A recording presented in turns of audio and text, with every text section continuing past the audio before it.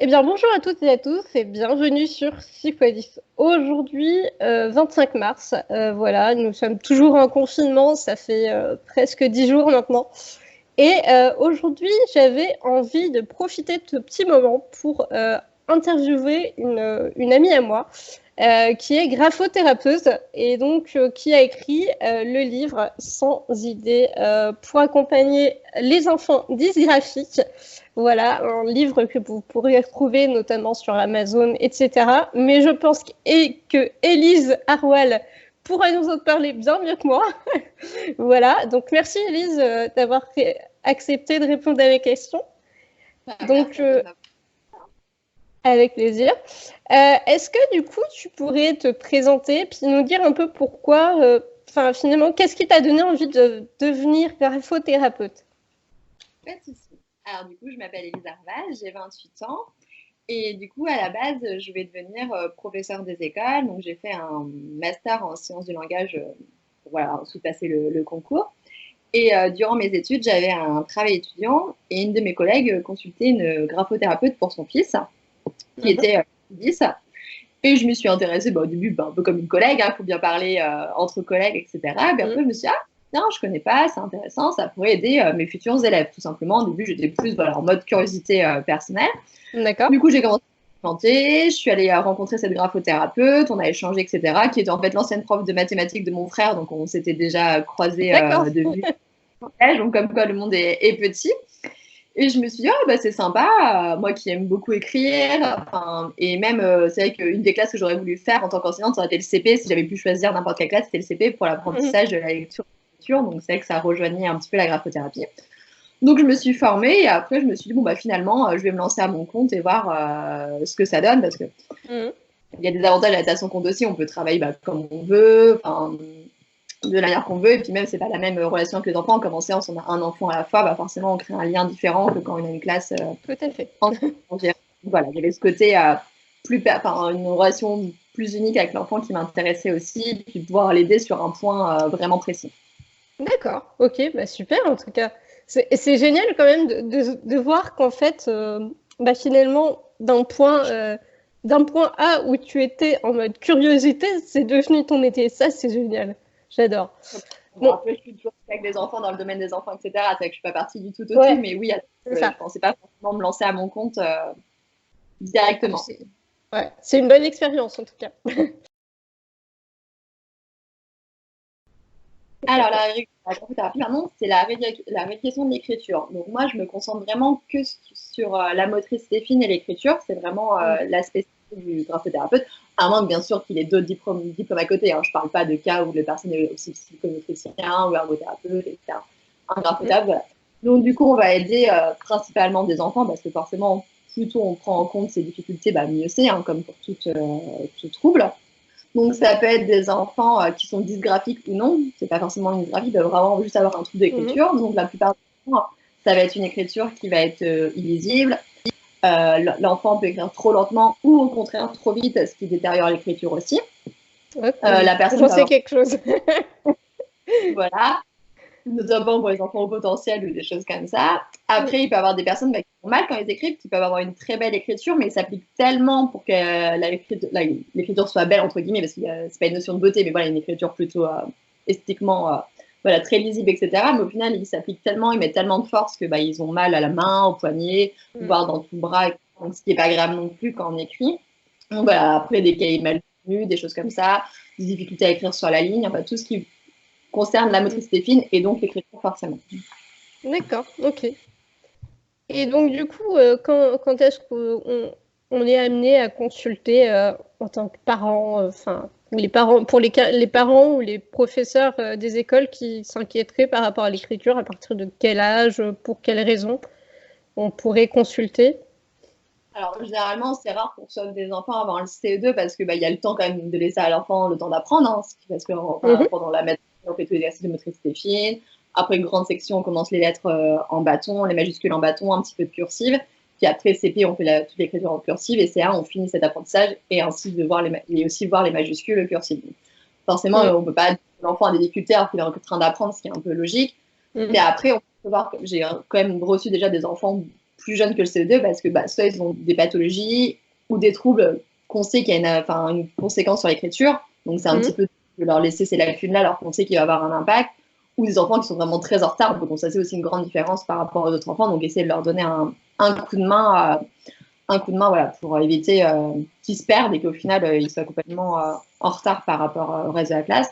Mais voilà, généralement, on commence à consulter. On peut parler de dysgraphie, en tout cas, à partir de C2, une fois que tout l'apprentissage a été fait à l'école, parce que l'apprentissage de l'écriture, ça reste au domaine scolaire. Enfin, nous, on n'est pas là pour apprendre à écrire, on est là pour rééduquer s'il y a des soucis, accompagner ses besoins. Mais voilà, on n'apprend pas aux enfants à écrire proprement dit. C'est vraiment à la maîtresse ou au maître de faire ça.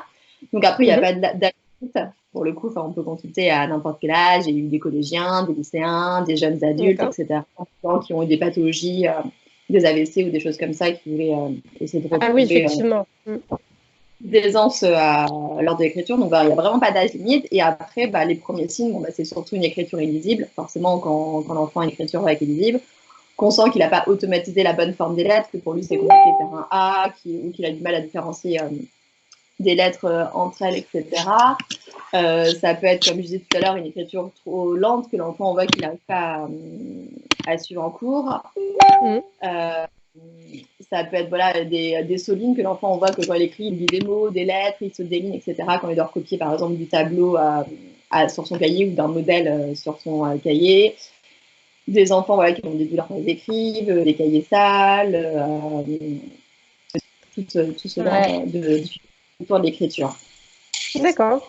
Eh bien, ok, super.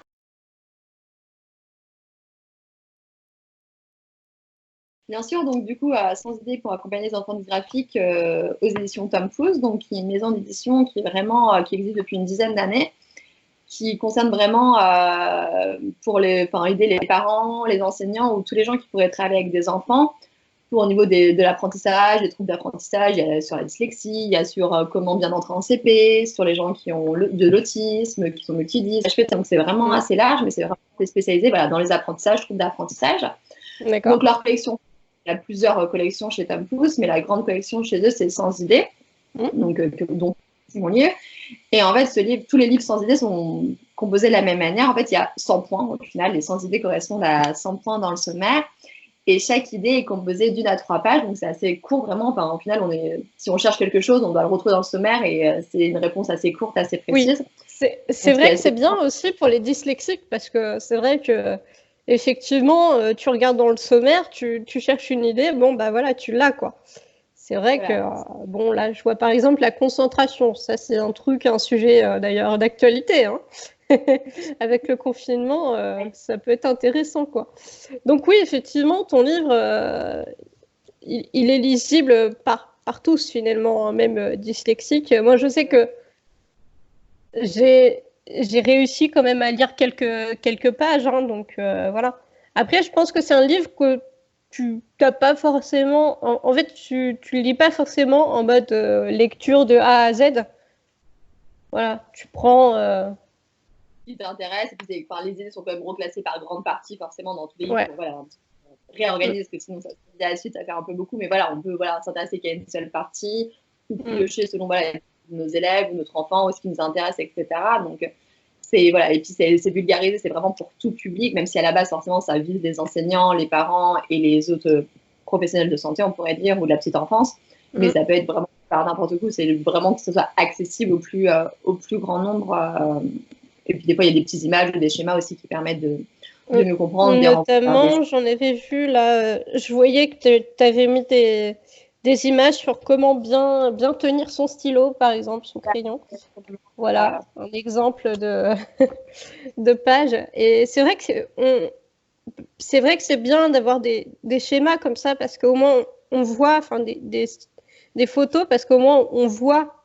Parce que si on fait que lire, c'est pas forcément explicite dans notre cerveau en fait. Donc oui, effectivement, c'est bien d'avoir mis des images, au contraire. Donc voilà, donc là, il y a marqué pour accompagner les enfants dysgraphiques, mais au final, comme disait, ça fait aussi tous ceux dont il y a une difficulté d'écriture, même s'il n'y a pas de dysgraphie, mais qui ont du mal à rentrer dans l'écriture, une difficulté d'écriture, donc on voit ce que c'est la graphothérapie, ce que c'est la dysgraphie, les étapes pour arriver dans l'écriture, comment former les lettres, plein de petites astuces. il y a des cas concrets aussi d'enfants qui ont été suivis en graphothérapie. Donc voilà, Et j'ai vu aussi que tu mettais un peu comment se déroule une séance, du coup, une séance de graphothérapie. Voilà. Donc, un livre bien complet. Je pense qu'effectivement, je le conseillerais grandement, notamment aux enseignants, hein, parce que c'est vrai que souvent, moi, je reçois des questions d'enseignants qui me disent, mais à partir de quel âge on peut envoyer chez une graphothérapeute ou un psychomotricien? Et là, c'est vrai que ton livre est vraiment tellement bien fait que du coup, voilà, moi, je pense que les profs et les enseignants devraient s'en inspirer beaucoup. Voilà. Donc, écoute, merci en tout cas pour cette petite présentation de ton livre.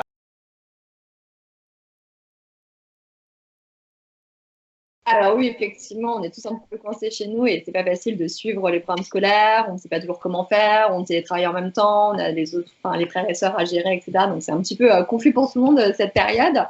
Donc, ce que je peux proposer, Aurélie, je ne sais pas si tu pensais que ce serait une bonne idée, mais de faire un petit fichier PDF avec quelques petites idées, avec des matériels qu'on peut trouver chez nous, des choses toutes simples avec des allumettes ou voilà, des pinces qu'on pourrait avoir à la maison et pouvoir travailler cette motricité fine et l'écriture de manière accessible à tout, je veux dire, avec peu de matériel et peu de temps aussi. Je me dis, ça peut être plus parlant de faire un petit fichier comme ça et on renvoie vers d'autres sites ou d'autres confrères aussi qui font des choses hyper top. Donc, ça permettra à tout le monde de piocher un petit peu en fonction de l'âge des enfants et en fonction des besoins de chacun. Ok, bah oui, écoute, c'est une très bonne idée, effectivement. Moi, je pense que de toute façon, dans les choses que tu me conseilleras, je mettrai ça dans les défis. Hein. Pour ceux qui ne savent pas encore, je fais des défis tous les jours pour les enfants sur ma page Facebook 6x10. Et histoire d'apprendre autrement, parce que c'est vrai que dans ces temps de confinement, on a besoin d'un peu de sourire quand même. Et donc, voilà, quoi, c'est l'occasion de faire, par exemple, du coloriage. Ça, c'est une bonne idée pour la tenue du crayon, j'imagine.